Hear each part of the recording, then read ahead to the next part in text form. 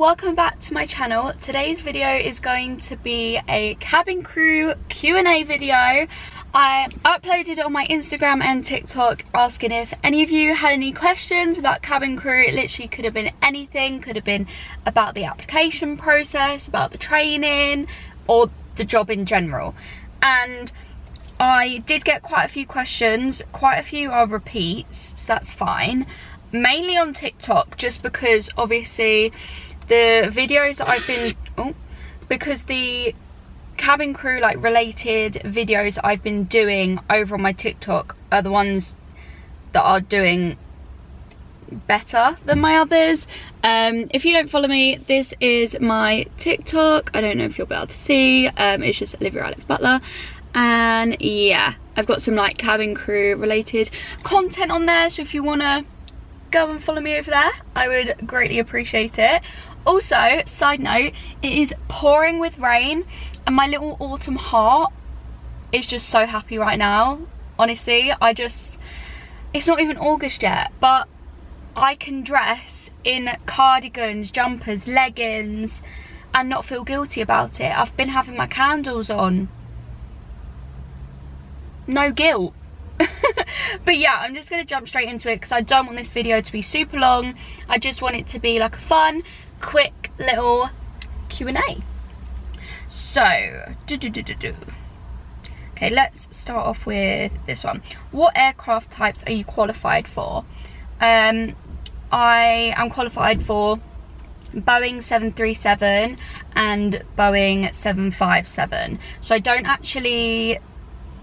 Where my base is, I don't actually fly the 757 anymore.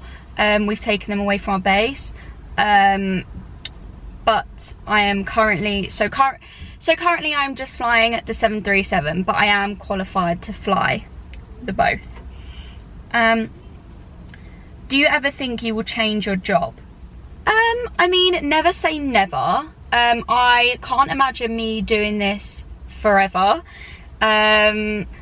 Definitely when I've got children I won't be able to do this kind of job, purely for the fact as soon as you get pregnant you get grounded anyway, so you can't fly, you start working in the office.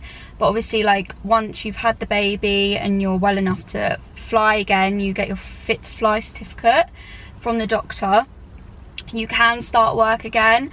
But just because obviously the like schedules and the routes and the time away from home, and it's not a 9 to 5 job. Sometimes I have to leave my house at 3 in the morning, sometimes I get home at like 4 or 5 in the morning, so it just kind of depends. But when I have children I can't see myself doing this job, purely for the fact of the like timings and the schedule. It's all over the place, and obviously you get standbys when you're cabin crew, which is like around 5 hours of you just basically waited around at home or wherever, and if crewing call you, you have to go to the airport within 90 minutes. So obviously that's not ideal if I've got a baby. So yeah, I definitely won't do this job forever, but I am enjoying it for now. I'm very glad that I've done it because it is something that I did want to do and experience, and even if I tried it and I hated it, I still would have been glad to do it. But yeah, who knows what the future holds. I mean, who knows what job I'll be doing when I've got children. Who knows? But I cannot see myself working a 9 till 5 job. I don't know. I can't see it, but who knows? What's your favourite part of the job? Probably meeting people. So training was probably my overall favourite part of the job. Staying in a hotel for me up in Gatwick with all the girls. We were kind of like a family at that point. We spent 24 hours a day together, we studied together, we did all of our practicals together. We became like family. It's so intense, them like 5 weeks, so you really rely on each other. And a few of them girls now I literally would trust with anything, so that's probably my most favourite part of the job. And also like seeing people going on holiday, because I feel like that's when they're most happy, they're most excited. You rarely come across people that are grumpy. If you do, it's mainly because they're either nervous of flying, or they're like stressed out. Maybe they had a stressful time getting to the airport, maybe they were nearly late, something like that. But overall, once they're sat down, settled, had a drink or whatever, everyone is normally happy and just buzzing to go away. So yeah, the people, definitely not waking up at like 2 in the morning or getting home at like 5 in the morning trying to sleep during the day. Definitely not my favourite part. Do you have any layovers? So me personally, I don't. At the moment I'm currently working a short haul basis. I am allowed to transfer over if I wanted to long haul.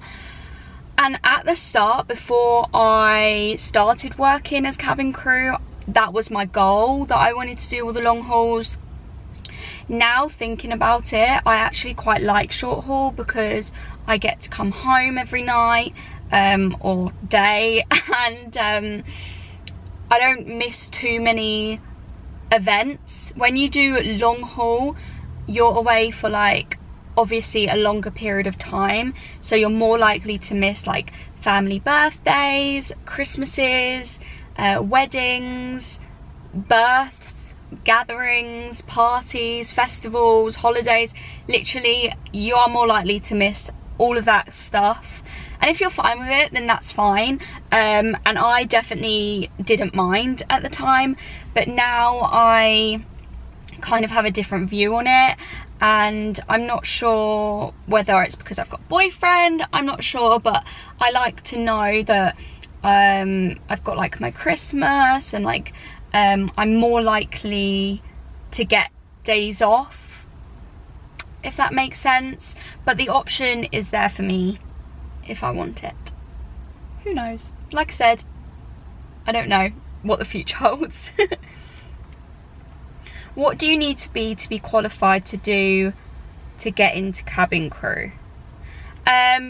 Literally nothing. A lot of people say you need to like go to college to study travel and tourism, which is rubbish, because I didn't. I studied beauty therapy, which is obviously completely different.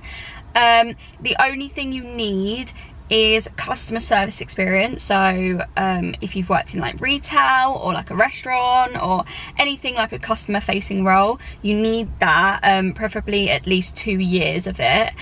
And you need, for, well, certain airlines, I know my airline asked for my GCSE in English and maths. It had to be a C or higher.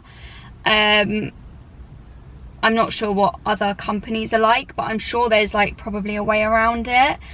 Other than that, you literally don't need anything. You just need to want the job enough to make it to the application process. It's a very long process. You apply online, you have to do like a video interview thing, and then you get invited to like the assessment day, which is split into 2 halves of the day. It's 9 till 5. Some people get sent home at lunchtime, and then some people stay till like 5.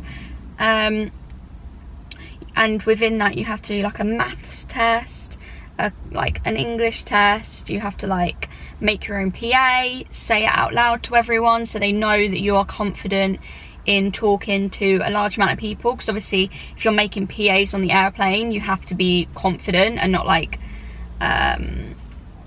mix up your words. I mean, it doesn't matter too much. I stutter all the time, and I definitely stuttered in the PA section of that point, but I got it, so it's fine. You also have to do a few like scenario things in groups, and you have like a one-on-one interview as well. It's quite an intense thing, but if you want it that bad, then you'll do it. Where is your favourite destination to fly to? I don't really have one. Maybe like Palma, Mallorca, because it's literally like 2 hours. So it's like a really short day for us. We literally like 2 hours there, like normally an hour turnaround, and then 2 hours home, and then it's home time. So that's like a fabulous day. And normally they are like early mornings, so you're normally done by lunchtime, which is obviously great, because if you're like me, you want your evenings. I love a nice soak in a hot bath. I don't want to miss Love Island, so a flight like that is great. One that I don't like is like a deep night flight where you land back at like 4 in the morning or whatever. I am just not good at night flights. I am much more of an early bird than a night owl, which is weird, seeing as like years ago I was going out like 3 times a week. 23-year-old me now doesn't know how I did it. But yeah, do people actually have sex in the toilets on airplanes, or is it just in movies? Haha. No, people do. I have never experienced it, luckily, because I feel like that would be very awkward. But yeah, no, you do. You hear a lot of stories, and yeah. And one of the most common things that someone will ask you on the plane, especially like stag do's, they'll ask if you're part of the Mile High Club, and I'm not. Them toilets are disgusting, so I would never. Honestly, if you saw them toilets as much as we do, people that go into them toilets barefoot, please don't. Please, please, please don't. Some of the things that happen in them toilets is disgusting. Disgusting. Is there a height restriction like on some other airlines? There is. So you have to be, I think, a minimum of 5'2", and I think you have to be smaller than like, I can't remember, like 6'4", 5". Don't quote me on that, because I'm not sure on the maximum. I just know the minimum because I just about scraped it, because I'm 5'3". And they do check as well on the assessment day. If you get to the assessment day, they measure your height, and they also check that you can fit into a jump seat as well, like safely. So yeah, they do check your height, and they make you take off your shoes. So yeah, be wary of that. What's the best and worst thing about flying? So like I said, the best thing is the people. You literally have the best time, you meet the best people. And the worst thing is the jet lag and the tiredness. You don't realise how long our shifts actually are. My roads I did last week actually worked out like a 14-hour day. From the time I left my house to the time I got back home, it was 14 hours.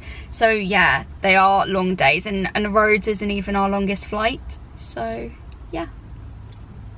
Weirdest thing that has happened to you on a plane? I don't really think anything like weird has happened. You get like a few weird remarks made about like the Mile High Club and all that kind of stuff. Nothing weird. Yeah, nothing I'd say that's weird.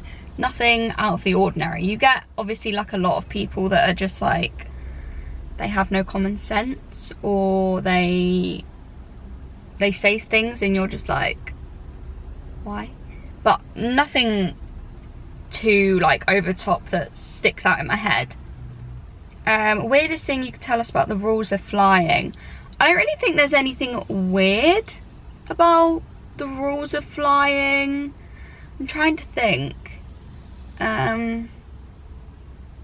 Obviously when it comes to like uniform, we have to have our hair basically perfect. We have to have it hairsprayed, everything like that. We have to have like makeup on, but not too much makeup. Has to be like natural makeup. Your nails have to be, oh my god, there's people coming. Your nails have to be either like French manicured, or a pink or a red for us.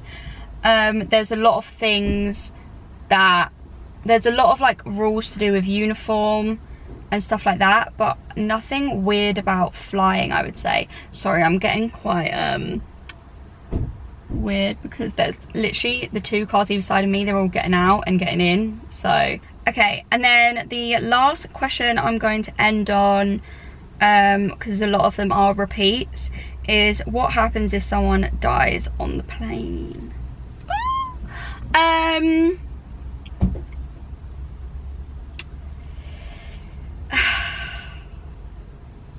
I don't really know whether to talk about this because it is quite like a touchy subject, but we are trained to deal with that. I don't really want to talk too much about it, but we have been trained to deal with that situation.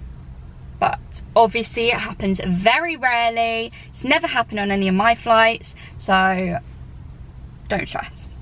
Anyway guys, I hope you guys enjoyed this little cabin crew Q&A. Like I said, I didn't want it to be too long. I just wanted to ask the most like major questions, because obviously, like I said, I have been getting quite a few messages on Instagram and on TikTok about cabin crew, so I thought it'd be easier to just do it all in one YouTube video, and then you can just refer back to this video. So yeah, I hope you guys enjoyed this video. Don't forget to give it a thumbs up. Let me know if you want me to do any other cabin crew related content, and I will see you in my next video. Bye guys.